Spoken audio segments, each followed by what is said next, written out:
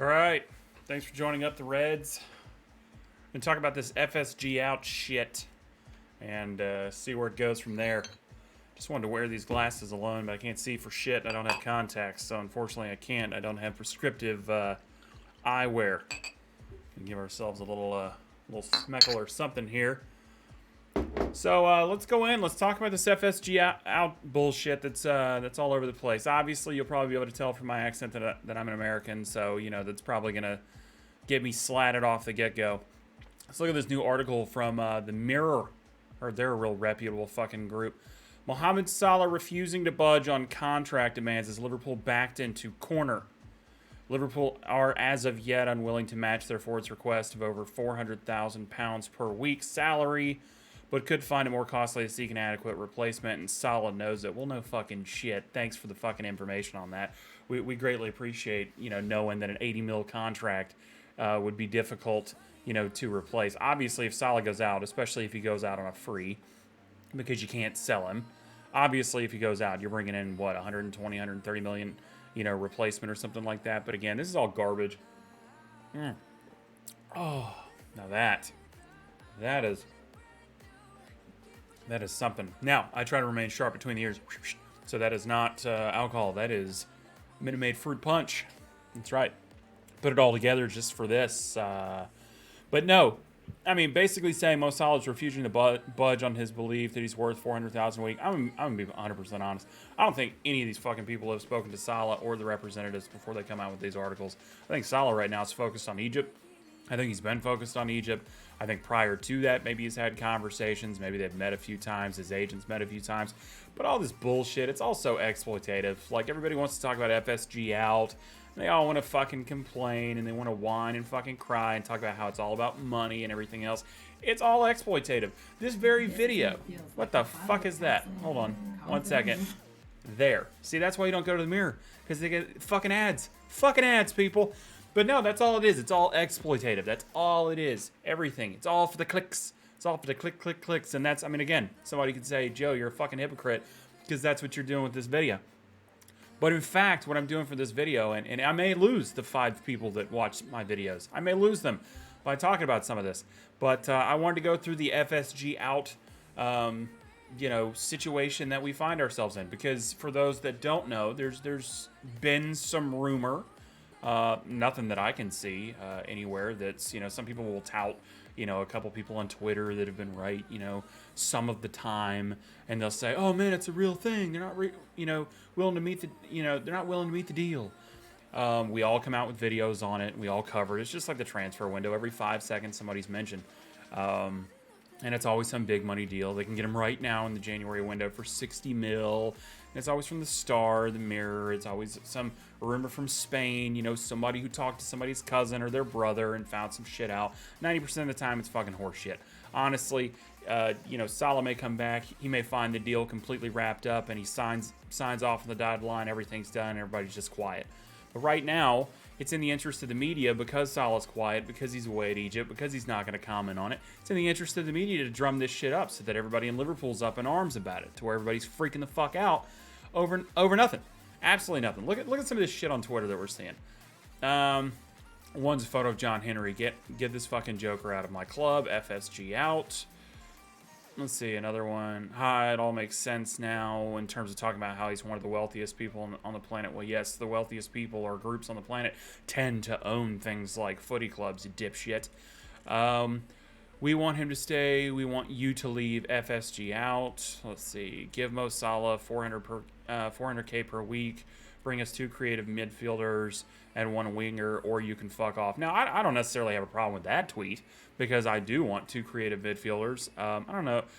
I know the winger you're talking about. You want a winger for the left wing. I don't know if I necessarily would say a winger as being, a critical thing right now. But then you're literally chanting FSG out. Look, I think there's a better campaign for it instead of FSG out. Obviously, you've seen in the past that if you're willing to stand at the stadium, and if you're willing to, if you're willing to shout it down, if everybody's willing to go online, that FSG will respond. The whole FSG out thing, though, it's played out. It's fucking stupid. And the reason that it's stupid, and I'll tell you that, look where I am right now. I'm in the fucking data center, okay? I'm in the data center. Everybody's trying to figure out where the GTX 3070s, 3060s, are and shit. They're here. They're compiling data. They're getting everybody's fucking, bitch fest. They're getting all their crybaby sob shit, and they're pouring it all into the data center. That's why I know everything that you don't know, okay? I got all the fucking information, okay? All the information. It's all here. But look, man, it's the same model that they saw with FSG of Boston. Everybody wants to talk about Mookie Betts and the fact that Mookie went out, and they're like, oh, FSG let the one of the best players in MLB go. Well, Mookie Betts, in all fairness, was not willing to accept $300 million over 10 years. By that same, token, for the same amount of time, we'd be talking Mo Salah, not at 80 million pounds. Well, pounds obviously different, but we wouldn't be talking 80 million. We'd be talking 146 million. Okay, we'd be talking 36, 37 million a year. Okay, and that is something that, according to all of these, because again, one week he wants 350,000 pounds. Next week he wants 500,000 pounds. Now it's 400,000. So we don't actually know what it is because it's all horseshit. Okay, it's probably somewhere in there, and I would want to get paid too. But the whole point is that we just don't know, and everybody wants to get on it. Everybody wants to say some shit, and they all want to respond, and they all want to FSG out, and they want to fucking have their little signs and shit. And they just want to march around. But instead, you can come up with something more clever than FSG out. Because here's the thing, and I would know because I'm a billionaire. If I have a club that I bought for $300 million that was on the verge of bankruptcy, okay, let's look at some of this, okay? If I bought a club that I bought for $300 million, it's worth almost $4 billion. Somebody already came to me, at the height of this whole Super League shit, which again, all total. And coming forward with that, the Super League shit, fucking terrible idea. Wasn't made in a vacuum, wasn't made by one, and was probably one of the first, at least that we're aware of, major decisions in which FSG kind of like left everybody out of the conversation. And since then, they've tried to make amends to some degree, and people go, no, that was it for me. They can never come back. Well, again, doesn't matter what club it is.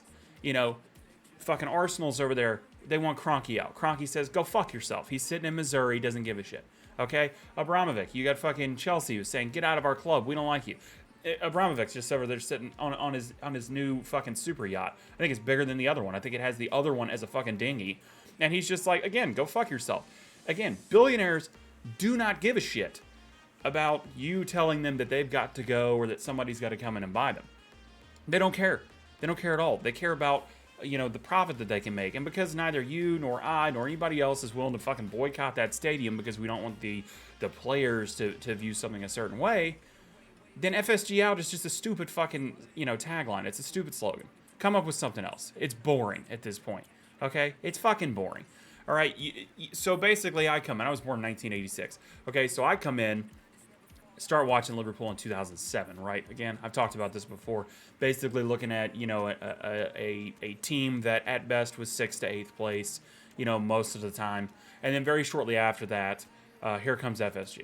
Okay, FSG comes in when the club's near bankrupt, and they take it from 300 mil to something like, 4 billion, I guess, is the current valuation, right? In that amount of time, they have spent, since 2012-ish, I think, since 2012-ish, they have spent like 1.07, so almost $1.1 billion on players.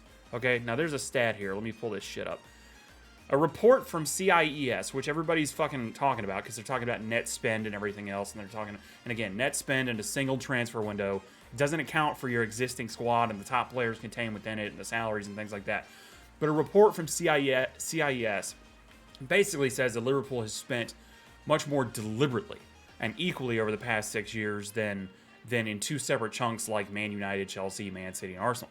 So in many ways, what you're looking at is you're basically saying that with 1.1 billion euros on new signings since 2012, Liverpool are the 9th highest spending club in the world with those numbers, okay? And as far as England goes, that means you've only got Man United, Chelsea, and City spending more, okay? Of those three, we've easily outpaced Man United in terms of accomplishments since that time, and we've definitely kept pace with, and many would argue are better than Chelsea, just a skosh, but are better than Chelsea. And sure, City are a monster of a club that we have to reckon with, but some of the haters on Twitter are out there saying Yanks out, oil money in. While at the same time, they're taking the piss on City's model. So you're basically saying that a near bankrupt club purchased for $300 million, who's now worth $4 billion a decade later, you're complaining. Now your complaint is that you don't feel like you're seeing that invested in the club. Instead, you're seeing these loans, which are tax deductible, these loans and investments into the infrastructure of Liverpool. Obviously, the stadium. I think by the time the cop side's done, I think it's gonna be what, a 70,000 person stadium. Okay, they're bringing in investors. You've got a new we've got a new sponsorship coordinator who's coming in. If anything, FSG's doubling down. So again, this FSG out shit, whether I agree with it or not, this FSG out shit is tired and it's played out because FSG is most certainly in. So what you've got to do is you got to come up with a different way to argue your point. You got to come up with a different way to not really be hypocrites and shit. Because again, you're talking about an ownership group where they're saying, oh, they don't give a shit. Where the fuck is that one comment? There's some little shit who made a fucking just an idiotic comment. Hold on here. I wanted to bring it up, but here you go. FSG are greedy owners who are only interested in profit but not silverwares. Klopp needs financial backing to compete and win trophies. Our rival teams are spending more than us. Imagine Klopp has even half the transfer money of City. FSG must realize that Liverpool have history and they need to preserve it by winning trophies. And the only way to realize that is to beef up the squad. We are lucky to have a manager who hardly gets it wrong on transfer windows in the name of Klopp. I don't know what the fuck that means, but they should back him and us to win trophies. Sometimes running football is not about making profits. FSG must be aware of that. Number one, no, running a club is actually about making a profit. I don't think that Newcastle's new owners are buying them because they feel sorry for fucking Newcastle and their heritage going into the dirt. I don't think they care about that at all. I think that they see an opportunity to get a bargain bin. No offense, Newcastle, but to get a team out of the bargain bin and turn it around and try to follow the FSG model and make money off of it. That's the whole fucking point. I'm sorry if everybody looks at it and they're talking about the fucking American Yankee, fucking overlords, that have basically, come in. You can cry, you can bitch, you can moan, you can sniffle all you fucking want. Okay? You can sniffle all you want.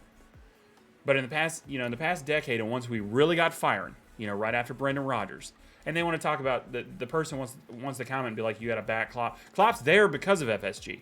Okay? A lot of people thought when Klopp left BVB, true to his word, that he wasn't coming back, that he was done, that he was taking a much longer sabbatical than he actually was, and instead, FSG bring him in.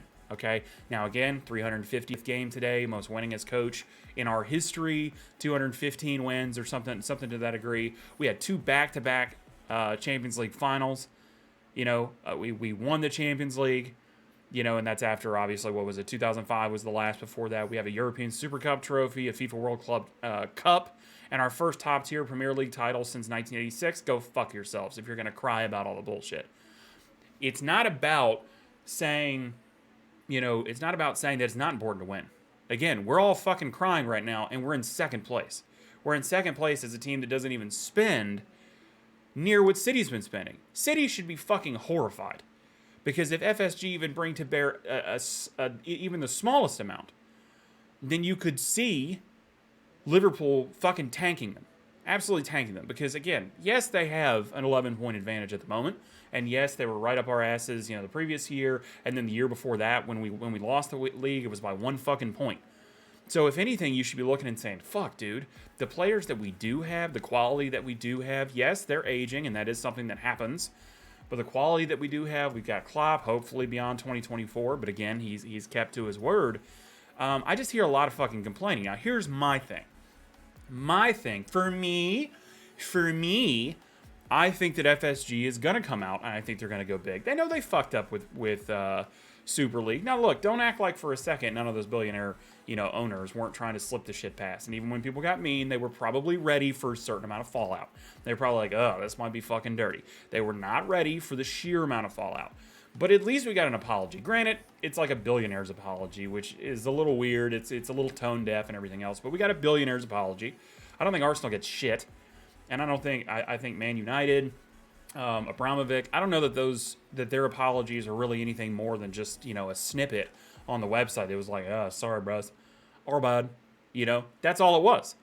So at least you got an apology when they tried to raise stadium prices and y'all came out in force and stuff, and they kind of rolled that back. So on the one hand, while they may have made some fucking, missteps in the past, it would appear, based on ownership groups, and trust me, we got a fucking 3, 4, 5 dozen of them in the United States that we see all the time. Based on ownership groups, they're actually far more responsive than any of the groups that I've ever seen. Because the rest of us could pick it outside for fucking 7 years. They wouldn't give a shit. They would just sell your PSL or your seat to somebody else. They don't give a shit. It's just like going on strike. They'll just hire people in behind you, and then, if they can show up, a high enough loss, they can get rid of you anyway.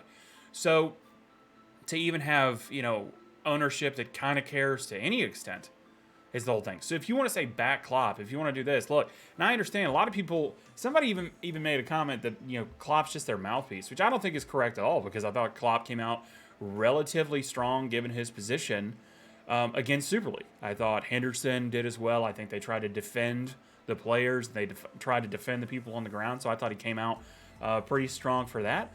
And with him only going to 2024, if he's not looking to extend past then, now's the time where Klopp's going to be a lot more direct. And he's going to basically say, I feel like the club should do this. I mean, what are you going to do? Fire me? My contract ends in 2024. So, it's Jurgen Klopp. I mean, he could probably, I don't even want to say what he could do, but it's Jurgen Klopp. Okay? So, if you go back, everybody's pissed about the fact that we didn't spend. And you see Michael Edwards headed out the door, and we've got the new guy. And we do know that FSG might penny pinch to some degree. And we're not saying that that's not something that's possible, and it's not something that irritates. And again, some of this is satire. Some of this is arguing for the opposite. It's basically saying that some of y'all are blowing it a bit out of proportion at this exact moment in time. Because for any of you that thought we were going to go out and spend in the winter transfer window, you're fucking delusional. I mean, you're delusional. We were going to figure out the Salah thing before ever a dime was spent, most likely on anybody else. If they bring anybody in at this point, it would be because of like an injury, and us just kind of like panicking or something. But again, I think we've shown that we can be somewhat reserved when it comes to that. I think Klopp has shown that, and that's what's interesting is that So obviously, we win the league. We win the league to an empty stadium, which is fucking depressing. And the next season we come back, we're all pumped up. Can we defend our title run and shit like that? We look good for the first bit, and then Virgil goes out, Gomez goes out, Thiago Alcantara goes out. I mean, it's just fucking injury after injury after injury. And so we're trying to figure out how we get it done. And there's no definitive answer as to why we're not bringing somebody in the winter transfer window. And the general message kind of comes out, we're not just going to buy a player to buy a player.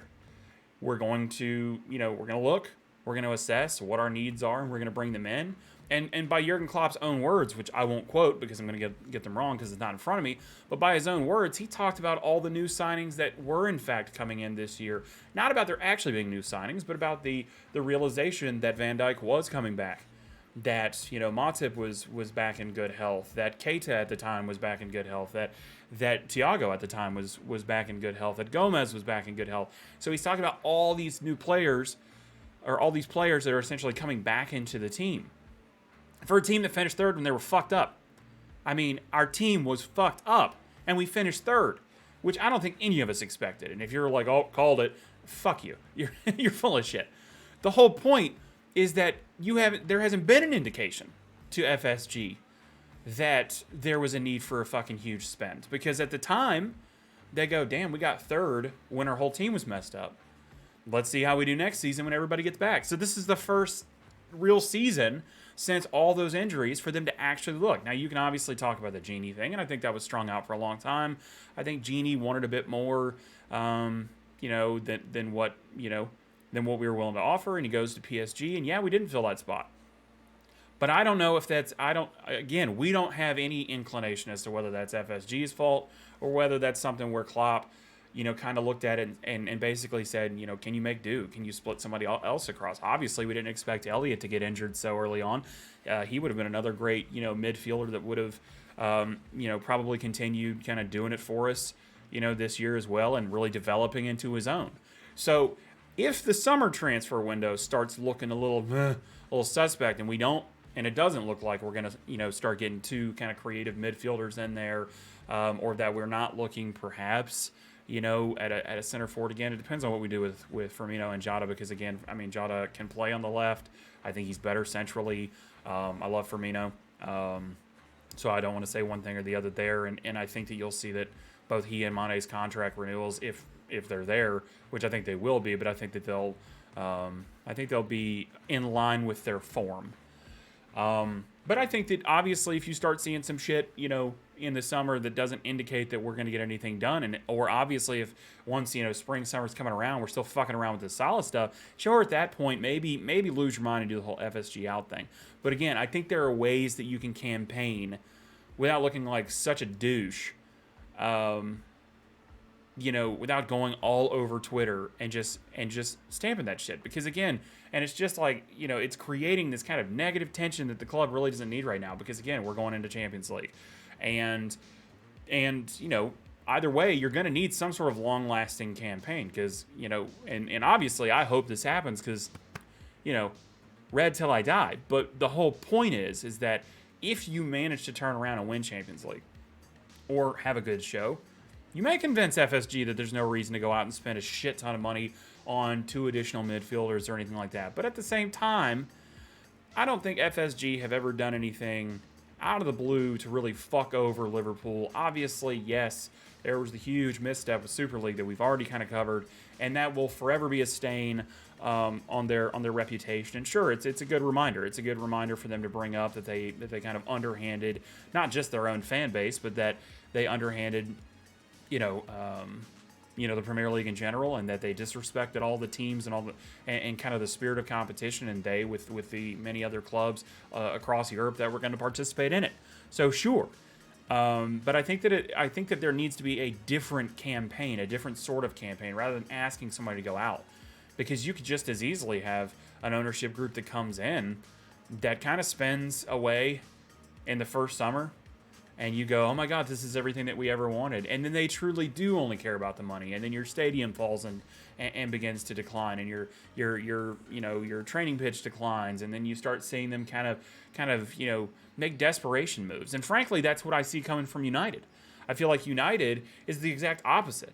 I feel like they didn't have a path forward, so they went out and they just bought people for exorbitant amounts. I think Chelsea did that to some extent. I mean, no offense, but look at Timo. I mean, for a while there, Timo was linked with us. Kind of glad we didn't get him. I mean, it's nothing against him. I think he's a great player, and I think that, maybe in a certain system he would flourish, but Timo's kind of, he's kind of he's just sputtered. If you look at Pogba, he's not really impressed. Not me, at least. You look at Rashford, you look at all these players that, in other systems and stuff could be doing well, but they're bogging down the fucking, they're bogging down the expenses of the club. And you start, seeing them bring in Ranić. And again, nothing against Ranić. And I understand that they're like, he's the godfather of Gegenpress. And he had this, he had a lot, to do with where Klopp is and Nagelsmann. And that's very true. But obviously their Gegenpress and their view on Gegenpress has evolved or has changed slightly. And again, Ranić is far more of a tactician. He kind of studies the game. He didn't have a huge amount of experience in actually coaching and dealing with players one-on-one before he came in. So if that had been us instead, and we had brought in somebody who was so cerebral but had no idea how to work with with players, we may not have had players wanting to come here. But again, I think it's very important to remember when everybody's talking about spend, that some of our best and brightest came in at low wages. And it's not much different than what happened at BVB at Dortmund. Some of these players that came in that either, looked like they were kind of in their twilight days were behind them, or players, Gundogan and all these players that really made it under Klopp. And then you see a Robertson come in and people start talking about, he's one of the best left backs in the league. Obviously, he's got some form issues right now. You look at Trent, who's a homegrown. You look at, I'm not going to say Minamino for that, but look at Salah. If you look at Salah and basically say, look where this guy came from, and the fact that Chelsea just kind of out the door, and then he just, he comes back, and, he's not arguably the best player in the world at the moment. So again, the whole point of this, and I'm going to take this off so I can actually fucking see. Good God. the whole point of this is to say that I understand the frustrations, and I understand that everybody wants us to, they want us to spend, they want us to see this, this contract dispute or whatever, solved, and they want to see FSG splash the cash because you're worried. You start seeing a team, that's reactive rather than proactive. I think maybe that's the best way to look at it, is that it's reactive rather than proactive. We felt like we should have, purchased when Lovren, went out at center back, and then the very next year we, had to limp through, and we ended up bringing in Kabak as some sort of like reinforcement and finding that he wasn't really the reinforcement. We had Nat Phillips step up pretty big, and then he's kind of been tossed to the wayside once we purchased, Konate in. But again, it felt like Konate came a season late. Interestingly enough, you've got Matip, who's having his greatest, season ever. So I think that's what is frustrating people the most. And look, I can empathize with that. And I can empathize with the fact that, that everybody gets frustrated and they want to throw shit out there. But at the same time, it's important, I think, to recognize, and balance the scales. Okay, and that scale may be shifting for you. You may hold, you may have had FSG right here, and then with the stadium ticket price dispute, it kind of went here, and then with Super League, it really waited, and now with rumors about Salah and there not being an agreement, they're on the shitter, and that's why you're screaming FSG out. But please note, for the love of God, that every single outlet, every Twitter page, every media outlet, reputable or not, is going to want to have a conversation about this right now because it's trending. It doesn't mean that it's accurate. Doesn't mean that the news is legit. Liverpool has always kept shit so close to the vest, which is why it was so funny. I don't tend to like doing the transfer videos, because if you do the transfer videos, you can never keep up. There's been 48 players who are supposed to come to Liverpool in the fucking winter transfer window based off of the rumor mill. And in reality, 0 are likely to come here, and were as unlikely to come here as they ever were. Okay? So my whole point is that instead of always, losing our shit and going out there and screaming FSG out, blah, blah, blah, it's just, now this one actually is pretty funny. This one is Klopp intentionally looking to get sacked. Salah and Mane not even on the bench. That's hilarious. It would be even funnier if he wasn't aware, but obviously I love the irony. But again, I just think, look, everybody already knows. Carragher said it. A lot of the other fan channels have said it. Everybody already knows that, and we're not condoning this. Everybody is saying that Liverpool fans worldwide will lose their fucking shit. Okay? I don't know shit about baseball. Not really. Okay? When it comes to the Red Sox, I don't know what Mookie was to the Red Sox. I would assume because he was a great player. It's whatever. Again, I can't watch baseball. It's boring as fucking shit. I mean, it's worse than watching paint dry. I mean, it's like snails giving birth. That's more what it is. But it's one of those things where I don't know that there's a sport, which is what made me, come to and love football so much. I don't know that there's a sport where, 11, players on a field can have such an impact. And when one of them has such an amazing impact, not to say that the rest are not important, but is kind of a leader, then we certainly want to take care of them, and we certainly need to back them. But we have to be smarter about it, and we have to do it in such a way. Not that it's our responsibility to do that, but we do have to do it in such a way to where we don't. And again, I'm not suggesting this about Salah, because Salah appears to me, without knowing him personally, appears to me to be one of the most humble people that I've seen at that level. And, I don't believe, again, if they're saying that there are disputes over wages or about, reinforcements, I could see that. Okay, that's fine. He's probably leaving the business to his manager or to his agent and saying, this is what I want, go out and get it. And that's perfectly fine. If he's saying, I want you to push FSG to find out what their long-term ambitions are, because if I'm sealing myself here with no way out, I kind of want to know what that is. I think that's smart.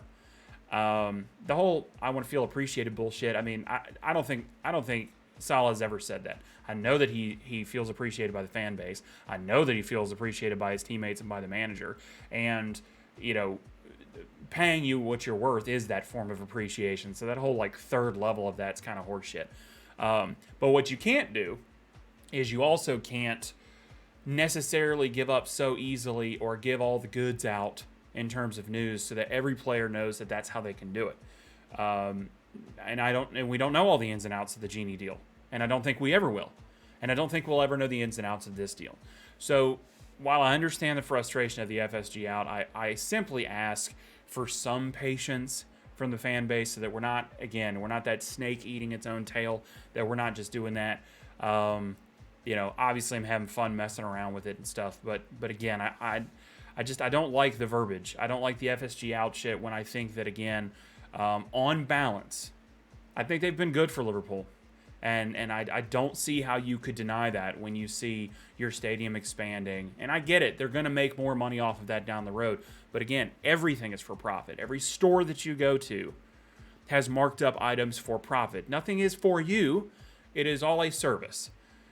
But at the same time, you can appreciate that service. You can say that for what it's worth, for my money, I'm appreciating that.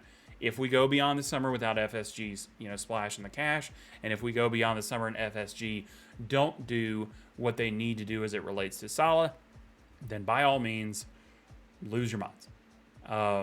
But in the meantime, I think that there's a lot more that we can do to send the message to FSG without seeming so out and out unappreciative for some of the things that were done.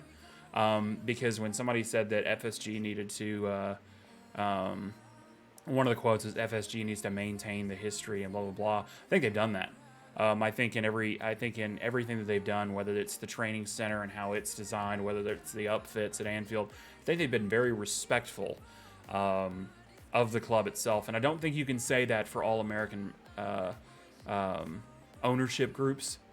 I personally know that to be true because I live here and I've seen some of these people, some of these groups come in. I've seen what they've done to the areas surrounding the stadium and how they've developed it and kind of pushed people out and have kind of rewritten the history almost entirely, have kind of just washed over kind of the painted murals and have just, modernized to such a degree that you just don't even remember where you came from. And I think it bears mentioning that I think that's important. That being said, don't think that I'm supportive of all Americans in that sense, because Stan Kroenke's a piece of shit. And FSG can be shitty, and things that they've done have been shitty. But again, I think as long as we stick together and we find the right message, strike the right chord, I think Jurgen Klopp will be there, supporting it, and I think the other players will, and I think eventually we'll start getting legitimate information. But until then, let's try to put the pitchforks away until we get more definitive information. Anyway, I appreciate everybody tuning in. I know this is a bit of a longer episode, but I appreciate everybody tuning in. You take care, and have a great rest of the day.